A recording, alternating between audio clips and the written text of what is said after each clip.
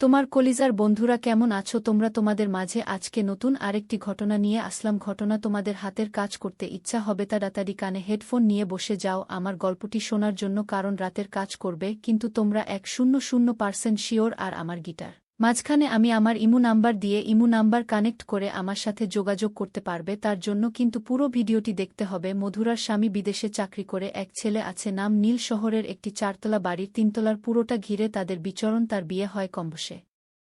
স্বামীর মাতাপিতা বলতেছিল শুধু বাবা নিমাই বাবুর ঢাকায় রড সিমেন্টের ব্যবসা, শহরের একটু বাইরের দিকে একটা 4তলা বাড়ি আছে। তার একমাত্র ছেলে বিদেশে ইঞ্জিনিয়ারের চাকরি করছে, যদিও তিনি চাইতেন ছেলে দেশে থেকে দেশের জন্য কিছু করুক, কিন্তু আজকালকার ছেলেমেয়েরা চলে তাদের নিজেদের মতে মতে। তবে তিনি ছেলেকে বিয়ে করিয়েছিলেন তার নিজের গ্রাম থেকে, তার পছন্দ করা পাত্রীর সাথে। মধুরার যখন বিয়ে হয় তখন সে বালিকা নিমাই বাবু চাইছিলেন ছেলে বোমাকে নিয়ে বিদেশে থাকুক, কিন্তু তার ছেলে বলেছিল ও আপদ এখনই আমার ঘাড়ে কেন বাবা? সে না পড়ালেখা জানে না রান্নাবান্না, শুধু শুধু একে নিয়ে ঝামেলায় পড়ব আমি।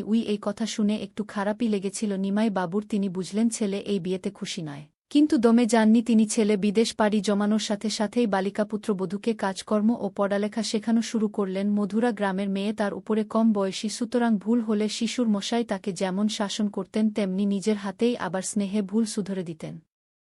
এভাবেই অল্প বয়স থেকে কড়াকড়ি শাসনের সাথে ভালোবাসা ও স্নেহের মিশ্রণে তাদের মধ্যে এক সৃষ্টি হয়। ধীরে ধীরে সেই সম্পর্কের নিডে বাসা বাঁধে। আর মধুরা একটু টাইপ মেয়ে, তাই শিশুর মশাই এর বাঁধনের সাথে তার রাজকীয় গাধন অতি অল্পেই তাকে শিশুরের সেবা প্রায়না রূপান্তরিত করে। প্রথম প্রথম মাধুরীর স্বামীর জন্য মন বড় টানত, যদিও তা এখনও টানে, তবে ধীরে ধীরে শিশুর মশাই এর একসময় বিরহ কমে আসে। তবে মূল ঘটনায় যাবার আগে আমরা মধুরার সম্পর্কে আরও একটু জানব। আগেই বলেছি মধুরার বসায় এখন 3-7, তবে এই বসেও নিয়মিত করার ফল অনুযায়ী তার ভীষণ আকর্ষণী। মধুরার উচ্চতা 5 ফুটের থেকে 1 কি 2 ইঞ্চি কম হবে, আর কাঞ্চন বর্ণ মানে সোনা বরণ রং তার হালকা আছে শরীরের বিভিন্ন, তবে একে ঠিক বলা চলে না, কেননা আগেই বলেছি সে নিয়মিত করে, তবুও হালকা তার আরও বেশি আকর্ষণীয় করে তুলেছে। তবে গেল বছর তার সুর মশায় মারা যাবার পর মধুরার ভীষণ ভয় হয়েছিল, তবে তার স্বামী বছরে একবারের বদলে দুবার আসা ছাড়া আর কিছুর পরিবর্তন হয়নি, কেননা নীলের বসায় এখন 1-8 সে পড়ালেখা করছে ডাক্তারি নিয়ে, সেই সাথে ঠাকুরদার ব্যবসাটাও সেই দেখাশোনা করছে। তাকে দেখার লোক চায় এখানে। তবে নীলের জীবন এখন ফিটফাট, আর সেই সাথে মাঝে মাঝে ছেলেকে দেখলে ভয় হয়। মধুরার ছেলের দেওয়া কোনো কাজে ভুল হলে ওই সুঠাম হাতের চরপর মধুরার, তাই তো এত ভয় তার ছেলেকে। কি অবাক লাগছে, লাগারি কথা আসলে আগেই বলা উচিত ছিল। মধুরা আসলে এখন তার ছেলে হুকুমের গোলাম, বা একরকম লক্ষ্মী। বিয়ের 1 বছর পেরুতেই মধুরার সুর তাকে দাসীর মতোই গড়ে তুলেছেন, কেননা তিনি বৌমার অসাধারণ রূপে মোহিত হয়ে গিয়েছিলেন। তাই যখন দেখলেন ছেলে এই বিবাহে নারাজ, তখন তিনি নিজেই বৌমার সকল মৌলিক ও দায়িত্ব নেন। ছেলের আগচরে বৌমা ছিল তার সেবাদাসী হয়, তিনি নিয়মিত মধুরাকে দিতেন। মধুরার যখন ছেলে হলো, ছেলেটি অবশ্যই শিশুর মশাইয়ের নয়, কারণ তিনি মধুরাকে কখনোই করেননি। তবে মধুরার ছেলেকে ধীরে ধীরে শিক্ষা দিয়ে তিনি তার মতনই গড়ে তুলেছিলেন, কেননা নিজের ছেলেকে মানুষ না করতে পারার অনর্থতা তাকে আঘাত দিত। সেই সাথে ছেলের প্রতি একটু রাগ ও ছিল তার, তাই তিনি সিদ্ধান্ত নেন এতদিন ধরে যে অমূল্য রত্নটি তিনি নিজের হাতে গড়ে তুলেছেন তা সঠিক সময়ে তার আদরের নাতির হাতে তুলে দেবেন। তাই খুব অল্প বয়স থেকেই কাছে হয়ে সুতো নীল। এটি ছিল নীলের ঠাকুরদার আদেশ, সুতরাং যখন নীল বড় হল ততদিনে নীলের অভ্যাস হয়ে গিয়েছে তাই এখন আর মধুরা চাইলেও নীলকে আলাদা সম্ভব নয়। তাছাড়া মধুরাও পছন্দ করে ব্যাপারটা, সে অনুমান করেছিল যে শিশুর তাকে তার হাতে তুলে দিতে চাইছে, কেননা শিশুর তাকে দিয়ে মাঝে মধ্যেই ছেলেরও করিয়েছে। মধুরা আদেশ পাওয়া মাত্রই বাধ্য, বৌমার মতো শ্বশুর ও নিজের ছেলে। ধীরে ধীরে মধুরার এইসবে একটা অদ্ভুত অনুভব হতো, ছেলে নিয়ে খেলতে তার অদ্ভুত শিহরণ খেলা করত। এদিকে নীলের বয়স বাড়ার সাথে সাথে এইসব সম্পর্কে বুঝতে শিখল। নীলের মনে মাকে নিয়ে বিভিন্ন কল্পনা দানা বাঁধতে শুরু করল। তখন নুরি আর রাফি একে অপরকে ভালোবাসত। তাদের ভালোবাসা ছিল শান্ত নীরব অথচ গভীর। ছোট শহরের এক কোনায় বসবাস করত তারা।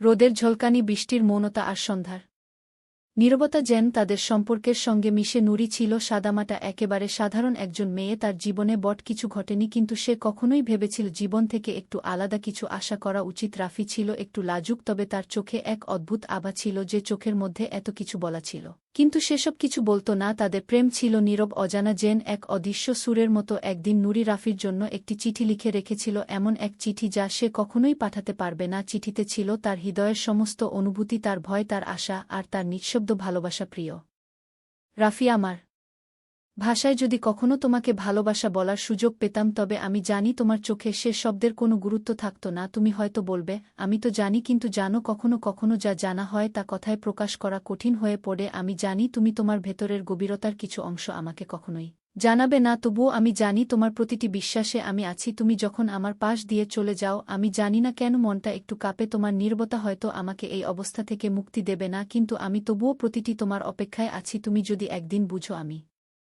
কেমন ভালোবাসি তবে সেটা হবে আমার জীবনের সবচেয়ে বড় আশীর্বাদ। অনেকদিন ধরেই নুরি চিঠিটি লিখে রেখেছিল, কিন্তু কখনোই রাফির কাছে পাঠাতে সাহস পায়নি। একদিন রাফি তার সাথে দেখা করতে এসেছিল। নুরি ভাবল হয়তো আজকে চিঠিটি তাকে দেবেই, তবে সে জানত রাফি তার চোখের দিকে তাকালে হয়তো সবকিছু বুঝে যাবে। রাফি কিছু বলার আগেই নুরি বল, রাফি আমার কাছে একটা চিঠি আছে, তুমি যদি কখনো পড়ো তবে জানবে কতটা ভালোবাসি তোমাকে। গিয়ে রাফি একটু সময় নিল, তারপর হালকা হাসি দিয়ে বলল, তোমার চোখের ভাষা আমাকে সবকিছু বলে দেয় নুরি। আমি জানি তুমি আমাকে কতটা ভালোবাসো, কিন্তু জানো আমি শুধু অপেক্ষা করছি তোমার হৃদয়ে আমি কোনোদিন আমার স্থান পাব, সেটাই আমার জন্য যথেষ্ট। উফি তার কথায় সাড়া দিল না, তবে তার নীরবতা, তার চোখের ভাষা সবকিছুই যেন এক বিশাল ভালোবাসার গল্প বলে যাচ্ছিল। শহরের এক কোনায় সুনীল ও মেহরু নামে দুইজন তরুণ তরুণী বাস করত। তারা একে অপরকে চিনত না, কিন্তু তাদের জীবন এক অদ্ভুত কারণে একে অপরের সাথে জুড়ে গিয়েছিল। সুনীল ছিল একজন স্বপ্নচূড়া সৃজনশীল মনোভাবসম্পন্ন ছেলে, যিনি প্রতিদিন নতুন নতুন পরিকল্পনা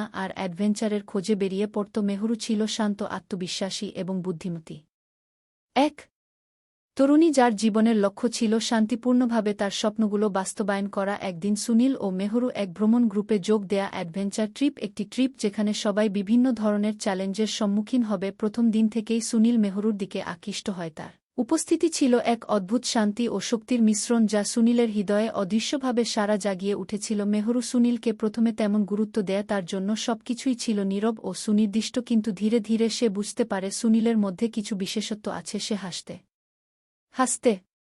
উদ্ভাবন করতে করতে অদ্ভুতভাবে গ্রুপের সবার মন জয় করে ফেলেছিল। একদিন গাছপালা ঘেরা একটি পাহাড়ের উপরে তারা একসাথে হাঁটছিল, বাতাসে এক ধরনের অদ্ভুত প্রশান্তি ছিল। সুনীল হঠাৎ মেহরুকে বল, মেহরু জানো, আমি কখনো ভাবিনি যে এতগুলো মানুষের মধ্যে আমি তোমাকে খুঁজে পাব।